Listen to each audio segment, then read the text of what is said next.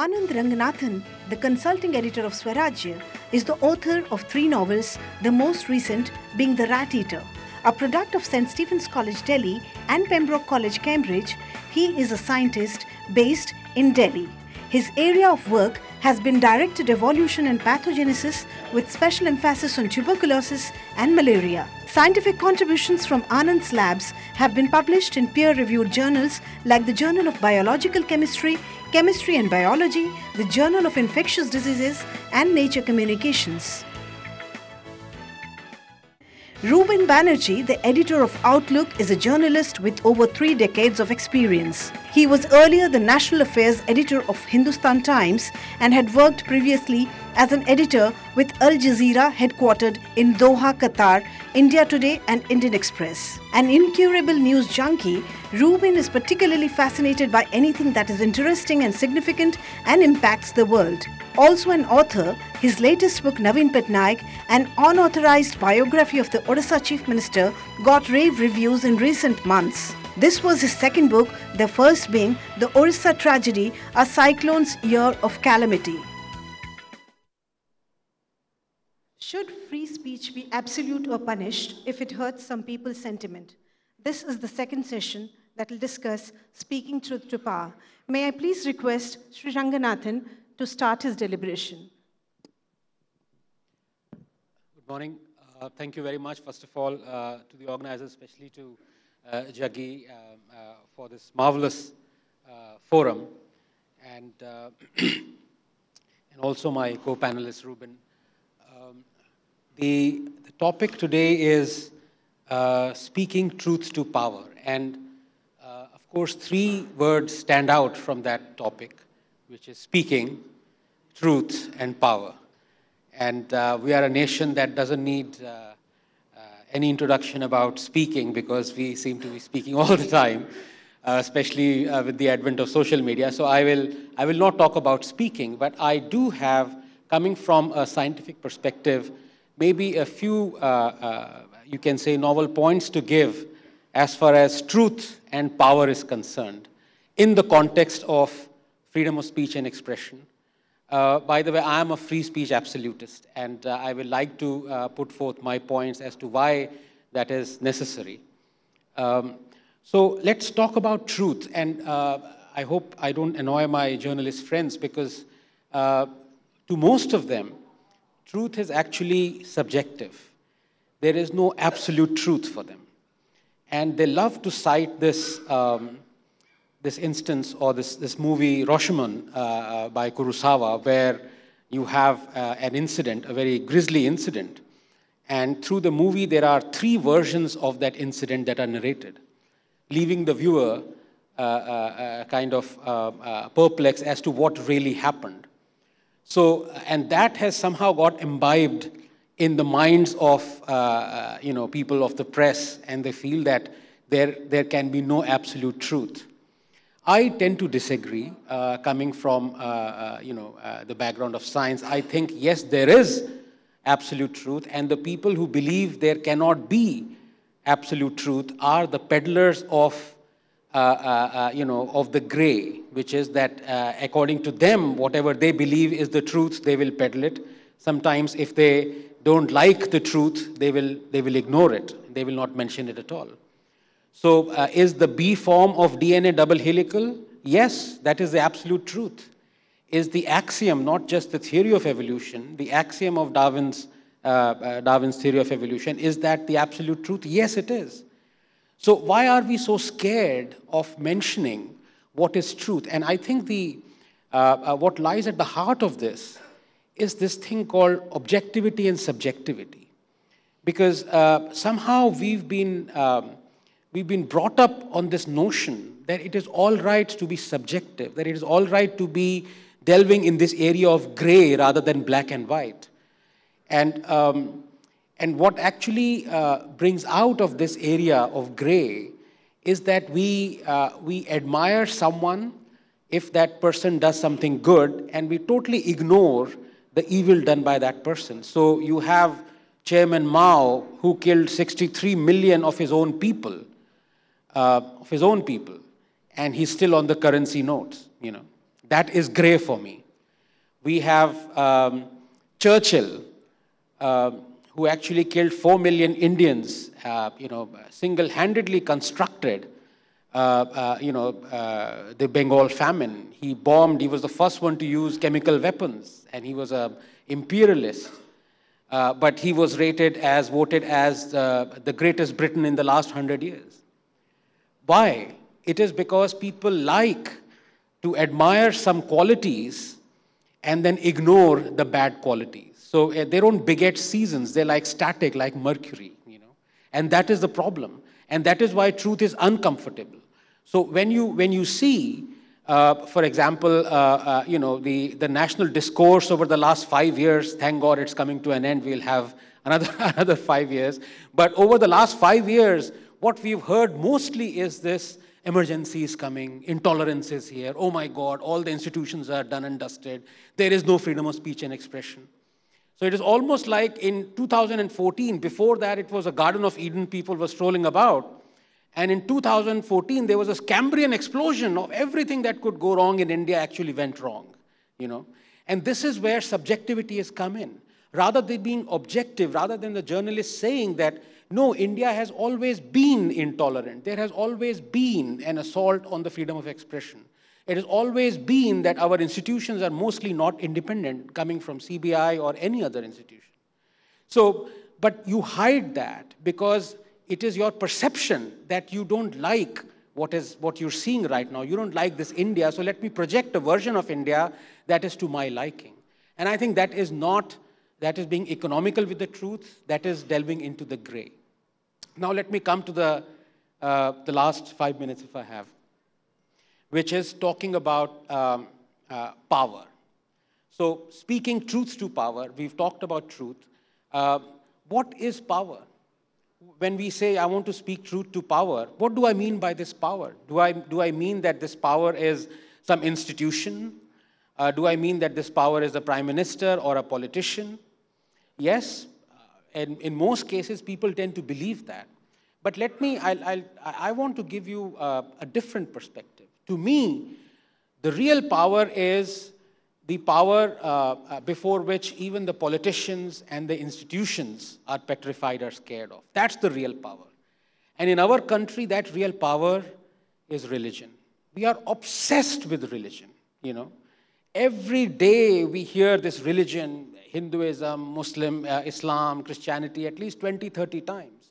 Every incident is blown up. So we talk about religion all the time, and it's not just when we are in temples or mosques or churches, on the streets, on television screens, everywhere. We are a nation that is obsessed with, and why should that be? Are we obsessed with Darwin's Origin of Species and natural selection? No. But we are obsessed with religion. Do we have laws that protect let's say, a theory of evolution? No. Do we have laws that protect religion? Of course we do. And why is that? It is because we as a nation are scared of facing the truth. So if we talk of religion, we have this law, which is Section 295A, and anybody can be offended. And the reason for when the Honorable Ex-Chief Justice said that freedom of speech is not absolute, but yes, there is freedom of speech. I'm so sorry, but I disagree, because who is going to decide what is good and what is bad? Who is going to decide that I am not going to be offended by this and I am offended by this? Let me give you an example. In the 1920s, a couple of Muslims wrote a very incendiary pamphlet that said Goddess Sita was a prostitute. And in response, Rajpal and few other publishers, they wrote this booklet called Rangila Rasool that was even more inflammatory to the Muslims. And this went to the court, and there was no law. There was no law that anybody can be offended by anything that anyone says against religion. So the publishers were actually freed. They were acquitted. And then you had this 19-year-old Muslim guy called Ilmuddin. He assassinated the publisher, and the case went to the court, and Muhammad Ali Jinnah was the lawyer. And this person was convicted, and he was hanged to death. 1 lakh people attended his funeral. You have Allama Iqbal, the so-called revered poet. He actually was the pallbearer. He said, "Ki hum dekhte reh gaye aur ye bazi maar gaya." This is the reverence with which we hold religion in our common parlance, in our common speech. So unless we realize what is power, we are never going to combat it. And I think the time has come, and just the last instance is in the last census, 2011, 155 million Indian infants aged from 1 to 3, 155 million were categorized as Hindu, Muslim, Sikh, and Christian. Do they know what their religion is? Did the census lady or the woman, did they ask this infant? So this is how much religion has seeped into us. And until we take corrective measures, until we realize that the greatest peddler of intolerance, the greatest peddler of fakery is actually religion and religious books, I think we are going down the wrong road. Thank you very much. Thank you, Mr. Ranganathan. Mr. Banerjee, could you please start? Would you like...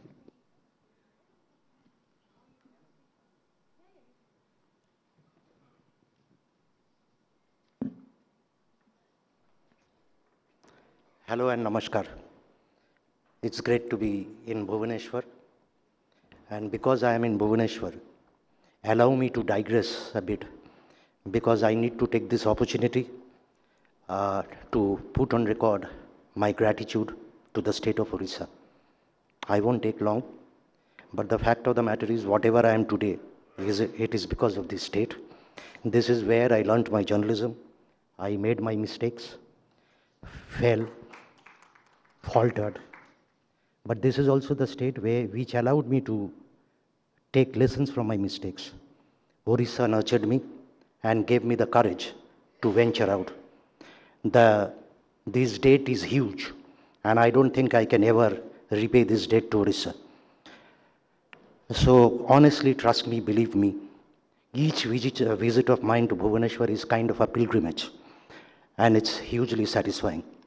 And it is even more satisfying today because I have been called to speak on a subject which is very dear to my heart. Speaking the truth. Yes, I enjoy speaking truth to power. I enjoy speaking freely, without any fear or favor. And that's the core of my existence.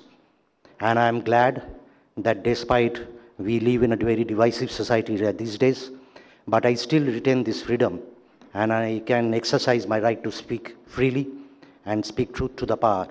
And thank God, I'm still not in Jharpada jail. See, I have always spoken up, and I spoke up when a gentleman was thrown behind bars in this state for cracking some jokes.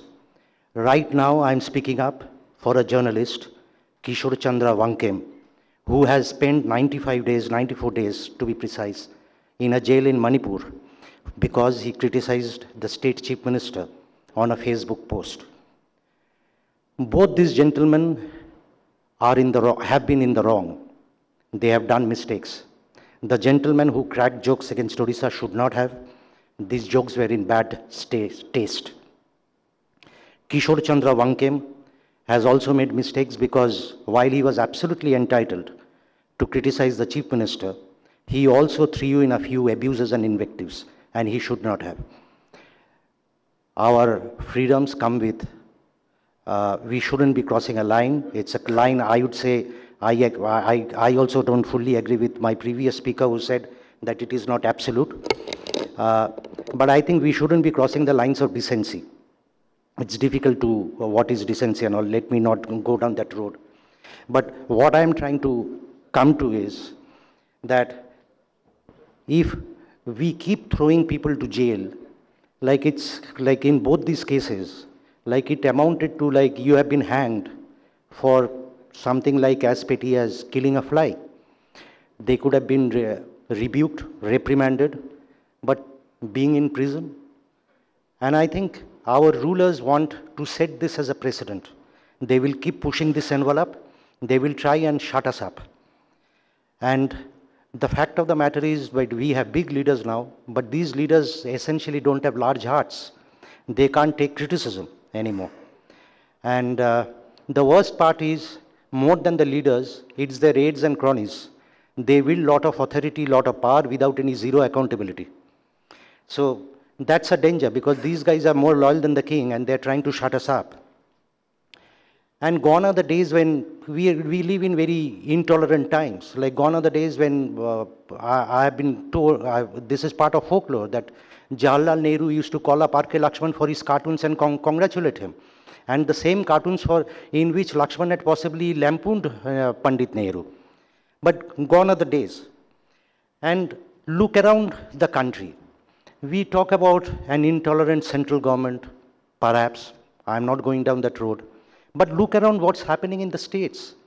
The states, they escape scrutiny and to a large extent, and they're getting away with murder. In Assam, you have had intellectuals and journalists charged with sedition for expressing opinion against citizenship right. Ditto in Tripura. Madhya Pradesh, Congress-ruled state, you have had people charged with sedition for cow slaughter. Like, you may agree, you may disagree whether there can be a debate about cow slaughter. But how is it a threat to the nation? Killing cows? You have very recently had instances where students were in Aligarh Muslim University were charged with sedition because they had an altercation with a TV journalist. That's not done. Come on, you can't. The most ridiculous example that I have come across very recently is in Jharkhand, where a group of young boys and girls were charged with sedition because they happened to be singing, dancing to a song which had the word jihad. Now you can't have it. Like, so anyone, the rulers are being very, very abusive, and they have been exercising far beyond what. Keep up your fight. Rulers will come and go, but we'll survive.